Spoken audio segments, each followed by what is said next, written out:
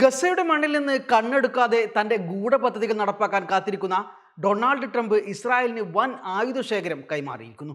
ഗസയെ മുച്ചൂടും തകർക്കാൻ ശേഷിയുള്ള ഭാരമേറിയ ബോംബുകളാണ് പ്രസിഡന്റ് ഡൊണാൾഡ് ട്രംപ് കൈമാറിയിരിക്കുന്നത്. ട്രംപിന് മുമ്പുള്ള അമേരിക്കൻ പ്രസിഡന്റ് ജോ ബൈഡൻ ഇസ്രായേലിന് നൽകാൻ വിലക്കിയ ബോംബുകളുടെ ശേഖരമാണ് ഇപ്പോൾ കൈമാറിയത്. ബോംബുകൾ ഉൾപ്പെടെയുള്ള ആയുധങ്ങളുമായി കപ്പൽ ഇസ്രായേലിലെത്തിയെന്ന് ഇസ്രായേൽ പ്രതിരോധ മന്ത്രാലയം വ്യക്തമാക്കിയിട്ടുണ്ട്. MK-84 2000 LB ബോംബുകളാണ് ഇസ്രായേലിന് US നൽകിയത്.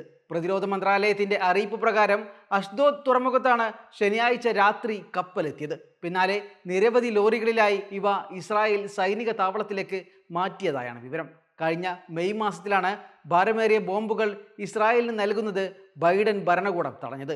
എന്നാൽ അധികാരമേറ്റ് മാസം 1 തികയുന്നതിന് മുമ്പ് ആയുധങ്ങൾ വീണ്ടും US നൽകിയത് ഇസ്രായേലും US തമ്മിലുള്ള ഉറച്ച സൗഹൃദത്തിന്റെ കൂടി തെളിവാണ്. അതേസമയം 2023 ഒക്ടോബർ 7 ശേഷം ഗസ തകർക്കാൻ US ഇസ്രായേലിന് നൽകിയത് 76,000 ടൺ സൈനിക ഉപകരണങ്ങളാണ്.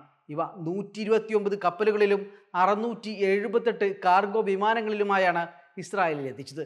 ഇപ്പോൾ നൽകിയ M84 ബോംബുകൾ അതീവ സ്ഫോടക ശേഷിയുള്ളതാണ്. 1 ടണ്ണാണ് ഒരു ബോംബിന്റെ ഭാരം വരുന്നത്.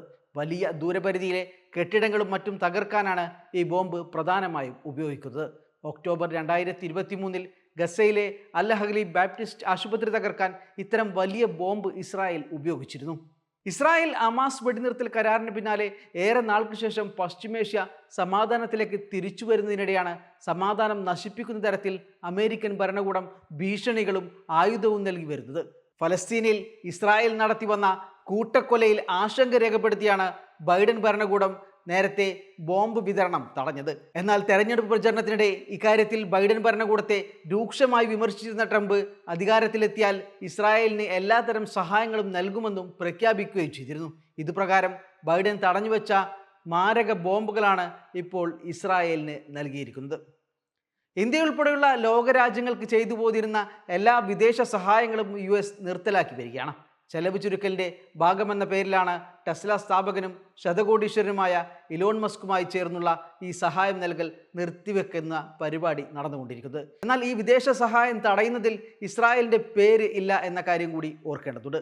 US-ന്റെ സാമ്പത്തിക സഹായം ഏറ്റവും അധികം കൈപ്പറ്റിയ രാജ്യമാണ് ഇസ്രായേൽ. ഫലസ്തീനിൽ കൂട്ടക്കൊല നടത്താൻ ഇസ്രായേലിന് തുണയായതും അമേരിക്കയുടെ നിർലോഭമായ ഈ സഹായമായിരുന്നു. ഇത് തുടരുന്ന കാഴ്ചയാണ് ഇപ്പോൾ കാണുന്നത്. Waytonikah.com, the exclusive Muslim matrimonial site.